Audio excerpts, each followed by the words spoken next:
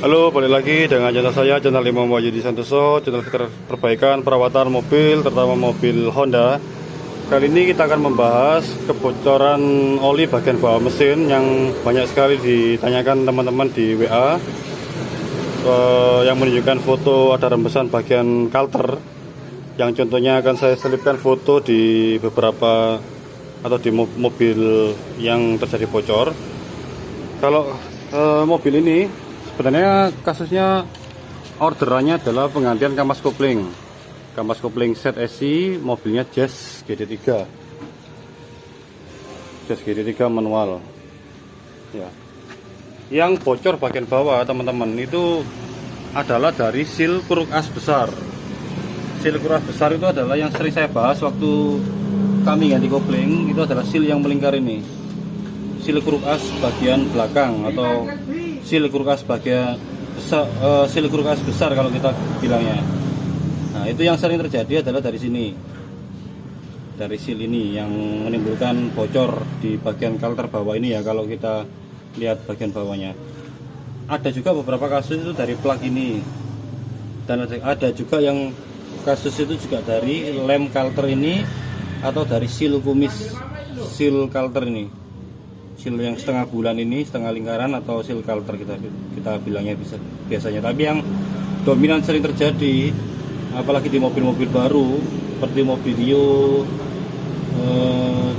Rio CR-V itu adalah seal kuruk as besar. Ini mobil manual maupun matic sering terjadi di seal ini mengalami kerusakan atau kebocoran. Ya, ini memang looknya atau tampilannya luas ya, karena kita kan ganti kampas kopling. Biasanya teman-teman kalau di bawah mobilnya sekitar sini itu ada bekas rembesan hitam-hitam ini seperti oli, yaitu dari seal kuruk as besar ini yang bocor. Kalau penggantiannya itu mungkin tak saya sebutkan tutorialnya, karena harus menurunkan transmisi manual otomatis itu sangat susah, juga sangat bahaya bila dilakukan sendiri di rumah kalau tidak dikerjakan dengan orang yang pengalaman. Ini buat pengetahuan aja. Jadi kalau teman-teman ada mobilnya di bagian bawahnya ini mengalami rembesan seperti ini, bahkan kebocoran ya, seperti ini ya. Biasanya di bawah-bawahnya sini ini kan ada seperti ini. Biasanya tidak sampai netes sih, memang cuman ngeringet atau basah seperti ini, dan ada hitam-hitam karena ada pasir yang nempel, pasir debu yang lama-kelamaan nempel di bagian kalter atau bagian casing dari transmisi matic ataupun manual. Nah, jadi kalau penggantian seal ini, kalau yang mobil manual itu bisa diganti sekalian ganti kampas koplingnya, jadi jasa kerjanya jadi satu. Tapi kalau mobil matic mau ndak mau harus ganti ini aja, itu turun matic, turun gearbox, turun transmisi separuh ini. Letaknya dia di tengah-tengah antara mesin, ini kan mesin, sama transmisi ya. Ini bagian transmisi, terus dia ditutupi sama flywheel. Ini flywheelnya dibuka, ini flywheel atau roda gila ya, letaknya di tengah-tengah situ. Untuk part numbernya atau spare partnya itu bisa teman-teman belikan sesuai dengan nomor rangka mobil teman-teman, kalau bisa ke dealer yang original. Untuk yang seal kuruk as besar ya, ini pelanggannya beli sendiri di online. Ini seperti ini tampilan kalau belum dipasang seal kuruk as besar atau seal kuruk as belakang.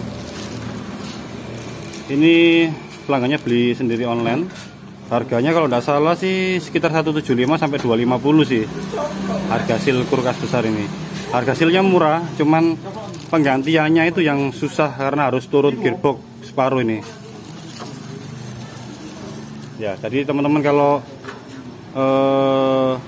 ada mengalami rembesan bagian bawahnya, rata-rata penyebabnya dari ini teman-teman. Tapi kalau yang matic, mobil matic, biasanya kita menyarankan selain ganti seal kuruk as besar ini, kita menyarankan penggantian seal input shaft. Seal input shaft itu letaknya di transmisi. Ini transmisi manual ya, gearbox manual, tidak ada sealnya. Kalau teman-teman mobil teman-teman matic atau CVT, di sini ada namanya seal input shaft. Itu biasanya kalau kita penurunan atau penggantian seal kuruk as besar, itu kita lakukan sekalian penggantian seal input shaft ini biar satu kali kerja, biar enggak dua kali kerja. Ibaratnya seal yang kita ganti itu sudah baru semua, sudah perfect semua, tidak ada yang seal lama, seal kuras besar lama, seal input shaft ini baru.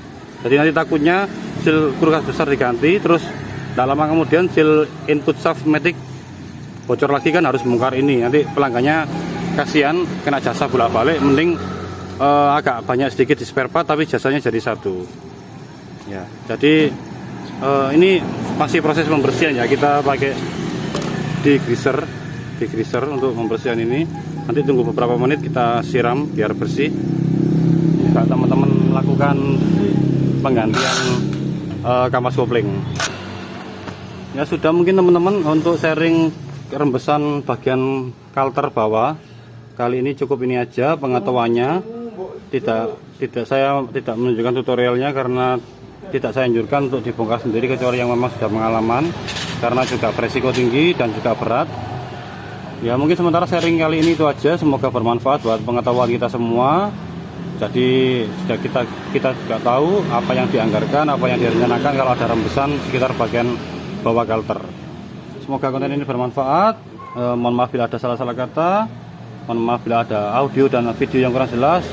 Terima kasih.